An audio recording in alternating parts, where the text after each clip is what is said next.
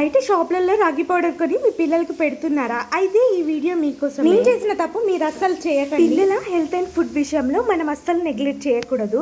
అసలు ఏం జరిగిందంటే ఎప్పుడైతే మేము సాల్ట్స్ పెట్టడం స్టార్ట్ చేసామో అప్పటి నుంచి అయితే ఈ రాగి జావ కూడా పెట్టడం అయితే స్టార్ట్ చేసాము. కానీ మేము బయట తీసుకున్న రాగి పిండిలో మొత్తం ఇసుకనే. అలా అని అన్ని షాపులో ఇలానే ఇస్తారని నేను చెప్పను, కానీ పిల్లలకి పెడతాం కదా, ఇంట్లోనే చేసుకుంటే బాగుంటది, వాళ్ళకి హెల్తీగా పెట్టినామని ఒక సాటిస్ఫాక్షన్. అందుకే మా చిన్న కోసం ఇంట్లోనే ఈజీగా స్పోర్టెడ్ రాగి పౌడర్ అయితే రెడీ చేశాను.